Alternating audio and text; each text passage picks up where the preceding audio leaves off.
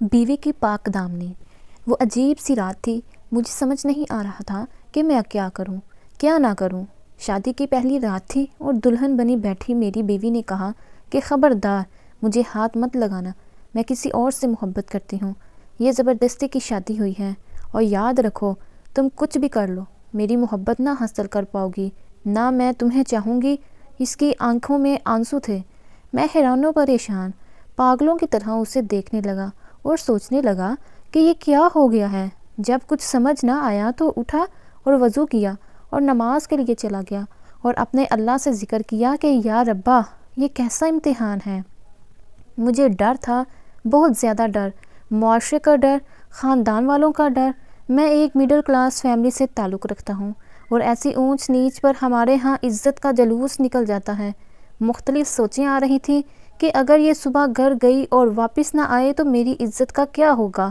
کیا پتہ یہ اپنے گھر میں یہی نہ کہہ دے کہ یہ نامرد ہے، اس سے شادی ختم کرواؤ۔ ایک بار تو سوچا کہ زبردستی کرتا ہوں، گناہ نہیں ہے، میرے نکاح میں ہے، مگر میرا دل نہ مانا۔ میں نے اس سے بات کرنا چاہی مگر مجھے گوارا نہ ہو کہ میں اس عورت کی منت کروں جس نے مجھے یوں ٹھکرا دیا۔ اللہ تعالیٰ سے شکوے شکایتیں کرتا کرتا سو گیا۔ اگر اسے کسی اور سے محبت تھی تو نکاح کے لیے ہاں ہی نہ کرتے، یا مجھے ہی بتا دیتی، میں اس سے خود رشتہ ختم کر دیتا، بات شادی تک بڑھتی ہی نہ، میری زندگی برباد تو نہ ہوتی۔ میں مستور طبقے سے تعلق رکھنے والا آدمی شادی پر ساری جمع پونجی لگا چکا تھا۔ خیر، صبح اپنے گھر چلے گی، کوئی بات نہیں ہوگی۔ 3 دن تک کوئی ہلچل نہیں ہوئی۔ 3 دن بعد اس کی امی کی کال آئی کہ بیٹا تم آئے نہیں اپنی دلہن کو لینے، تو میں لینے چلا گیا۔ میں نے وہاں بھی کوئی بات نہیں کی۔ ہم واپس گھر آ گئے۔ میری بیوی میرے سامنے تو نہیں، البتہ باہر جا کر یا گھر کی چھت پر جا کر ہر رات کو فون پر کسی سے باتیں کرتی تھی۔ میں نے اس سے پوچھا تک نہیں کہ وہ کس سے باتیں کرتی ہے، کون ہے وہ، بس ایک بار پوچھا تھا کہ اسے طلاق چاہیے، اس نے کہا نہیں۔ اس کا فون پر جو عشق تھا اس نے مجھے کوئی مطلب نہیں تھا۔ 5 ماہ ایسے ہی گزر گئے۔ میں کام سے تھکا ہارا رات میں گھر آتا، کھانا باہر سے کھاتا، اور جب بھی گھر آتا وہ فون پر ہی باتیں کرتی رہتی۔ ایک دن اس نے پوچھا ایک بات پوچھوں؟ میں نے کہا پوچھ لو۔ اس نے کہا کیا آپ کو مجھے دیکھ کر طلب نہیں ہوتی؟ میں نے کہا شادی سے پہلے بھی تو کنٹرول ہی تھا، تو تمہیں کیا لگتا ہے کہ اب نہیں ہو سکے گا؟ مگر اس رات بات کچھ اور تھی۔ میں سویا ہوا تھا کہ میرے موبائل کی گھنٹی بجی۔ فون میرے دوست کا تھا۔ اس نے مجھ سے کہا کہ تمہاری بیوی کسی اور مرد کے ساتھ فلاں ہوٹل پر بیٹھی ہے۔ مجھے پہلے تو یقین نہ آیا، لیکن جب اپنی بیوی کو گھر نہ پایا تو بے حد غصہ آیا، اتنا کہ مجھے اپنا دماغ پھٹتا ہوا محسوس ہوا۔ میں نے اس کی عزت رکھی، کسی کو کچھ نہ بتایا، پر اس نے میری عزت نہ رکھی۔ میں ہوٹل کی طرف چل دیا، خود کو پرسکون رکھا۔ وہاں اس کو غیر مرد کے ساتھ بیٹھا دیکھا تو آواز دی اور کہا کہ چلو گھر چلو۔ وہ چپ چاپ گھر آ گئی۔ گھر لا کر اسے میں نے انتہائی زوردار تھپڑ مارا کہ میری انگلیاں اس کے منہ پر چھپ گئیں، اور اسے کہا کہ وہ اب اس گھر میں مزید ایک لمحہ بھی نہیں رہ سکتی، اور اسے اس کے گھر چھوڑنے نکل پڑا۔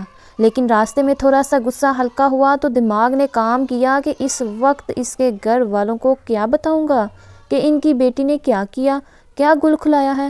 لہٰذا کچھ سوچ کر میں ایک ہوٹل میں گاڑی لے گیا جو صبح دیر تک کھلا رہتا ہے۔ پتہ نہیں ہمیں وہاں کتنا وقت لگا، لیکن جتنا بھی وقت وہاں ہوٹل میں صبح ہونے کا انتظار کیا، وہ خاموش نظریں جھکائے بیٹھی رہی۔ اس نے کوئی بات نہیں کی اور نہ ہی میں نے کوئی بات کی۔ میں صبح ہوتے ہی اس کے گھر اس کو چھوڑ آیا۔ اس کے بعد اس کے گھر سے کبھی فون تک نہیں آیا۔ میرا خیال تھا کہ شاید اس نے خود ہی اپنے گھر والوں کو سب کچھ سچ بتا دیا ہے۔ وہ کس منہ سے مجھے فون کرتے؟ وقت گزرتا گیا، پتہ ہی نہیں چلا کیسے 4 سال کا عرصہ بیت گیا۔ میں بہت گہری سوچ میں تھا کہ اب اسے طلاق دے دینی چاہیے تاکہ وہ اپنی پسند کی جگہ شادی کر لے۔ اتنی سزا کافی تھی اس کے لیے۔ آخر ایک سخت فیصلہ کر کے میں نے اس کا نمبر ملایا۔ اس نے فوراً کال اٹھائی تھی، جیسے مدتوں سے کسی فون کے انتظار میں ہو۔ میں نے سلام کرتے ہی بنا کوئی بات سنے اسے کہہ دیا کہ میں تمہیں طلاق دے کر مکمل آزاد کرنا چاہتا ہوں۔ دوسری طرف سے بس ایک چینخ کی آواز آئی اور کچھ ایسا محسوس ہوا جیسے فون اس کے ہاتھ سے گر چکا ہے۔ میں سوچ میں تھا کہ وہاں جانے کیا ہو رہا ہے، تو فوراً اس کی چھوٹی بہن نے اٹھایا اور ہیلو کہا تو میں نے آواز پہچان لی۔ اس نے سلام کے بعد بتایا کہ جب سے آپ اپی کو یہاں چھوڑ کر گئے ہیں اس نے آج تک کسی سے بات نہیں کی۔ ابو بھی کہتے ہیں کہ شاید یہ پاگل ہو گئی ہے، اسی لیے آپ اسے چھوڑ گئے ہیں اور واپس نہیں آئے۔ اس کی بات سن کر میں نے فون کاٹ دیا اور بے غم ہو گیا کہ اب اسے طلاق دینا یا نہ دینا کوئی اہمیت نہیں دیتا۔ وقت مزید رفتار سے گزرتا گیا۔ میں نے بھی دوسری شادی کر لی اور اللہ نے ایک پیارا سا بیٹا بھی دے دیا۔ ایک دن آفس سے واپس آ رہا تھا کہ سگنل پر کھڑی میری کار کو پیچھے سے کسی کار نے ٹکر مار دی۔ میں غصے سے نیچے اترا، پیچھے کو گیا تو مہران کار میں ایک شخص تھوڑا سہما بیٹھا تھا۔ میں نے غصے سے اسے کچھ کہنا چاہا لیکن ایک دم سے رک گیا اور سوچنے لگا کہ اسے میں نے کہیں دیکھا ہے۔ تھوڑا دماغ پر زور دینے کی کوشش کی لیکن بے سود۔ ابھی انہی سوچوں میں تھا کہ وہ کار سے باہر نکل آیا اور مجھے کہنے لگا کہ آپ آگے آگے چلیے، کہیں سائڈ پر کار لگا لیں تاکہ میں اس کا نقصان بھر سکوں۔ میں گاڑی سائڈ پر لے گیا، وہ بھی میرے پیچھے تھا۔ میں نے گاڑی روکی اور وہ بھی آ گیا اور مجھے پہچانتے ہوئے میری پہلی بیوی کو بابی کہہ کر اس کا احوال پوچھنے لگا۔ مجھے جھٹکا سا لگا اور سب کچھ یاد آنے لگا۔ یہ وہی شخص تھا جس کے ساتھ میں نے اپنی بیوی کو ہوٹل میں پکڑا تھا۔ میں نے بتایا کہ میں اسے چھوڑ چکا ہوں اور دوسری شادی کر لی۔ اسے بہت افسوس ہوا میری اس بات سے، لیکن میں پھر بھی اسے بہت کچھ جاننا چاہتا تھا۔ اسے قریبی ہوٹل میں لے گیا، چائے منگوائی، دوستی کا ماحول سا بنا لیا۔ اس نے میرے پوچھنے پر بتایا کہ وہ ایک سائیکو قسم کی لڑکی تھی، ہماری کلاس فیلو تھی اور مجھے بائی سمجھتی تھی۔ ہماری کلاس کے لڑکے سے اس کی دوستی تھی، وہ اس سے شادی کرنا چاہتی تھی لیکن کسی وجہ سے شادی نہ ہو سکی اور اس کے گھر والوں نے اس کی شادی آپ سے کروا دی۔ لیکن اس کے باوجود وہ اس امید سے تھی کہ اس کا دوست ذیشان اسے شادی کر لے گا اور وہ آپ سے طلاق لے لے گی۔ لیکن آپ سے شادی کے بعد آہستہ آہستہ وہ ذیشان سے کترانے لگی اور آپ کے گن گانے لگی۔ اس کا ذیشان سے رابطہ بھی ختم ہو گیا۔ اس رات اس نے مجھے ہوٹل میں بلوایا تھا کہ میرا یہ آخری پیغام ذیشان تک پہنچا دینا۔ میں چلا آیا ہوں کیونکہ میں واحد ذریعہ تھا ان کے پیغامات ایک دوسرے کو پہنچانے کا۔ مجھے بھابی نے جو خط دیا جو کہ ذیشان کو دینا تھا، اتنی دیر میں آپ بھی آ گئے اور اسے لے گئے۔ میں بہت پریشان تھا۔ آپ کے رویے کے بعد میں نے بھی دوبارہ رابطہ کرنا مناسب نہیں سمجھا اور خط ذیشان کو دے دیا۔ اگلے دن ذیشان نے خودکشی کر لی تھی۔ مجھے خبر ملی تو میں فوراً ہسپتال پہنچا۔ سب سے پہلے اس کی جیب سے وہ خط نکالا کیونکہ مجھے شک تھا کہ یہ خط اس کے خودکشی کا سبب ہو سکتا ہے۔ اگر کسی اور کے ہاتھ لگ گیا تو بات بڑھ جائے گی۔ میں نے تدفین کے بعد گھر آ کر وہ خط پڑھا جس میں لکھا تھا، ذیشان اب تم میرا انتظار ختم کر دو اور کہیں اچھی سی لڑکی دیکھ کر شادی کر لو۔ میرے شوہر کے حسن سلوک نے میرا دل جیت لیا۔ میں اسے مزید کسی تکلیف میں مبتلا نہیں کر سکتی۔ مجھے لگتا ہے کہ مجھے اپنے شوہر سے عشق ہو گیا ہے۔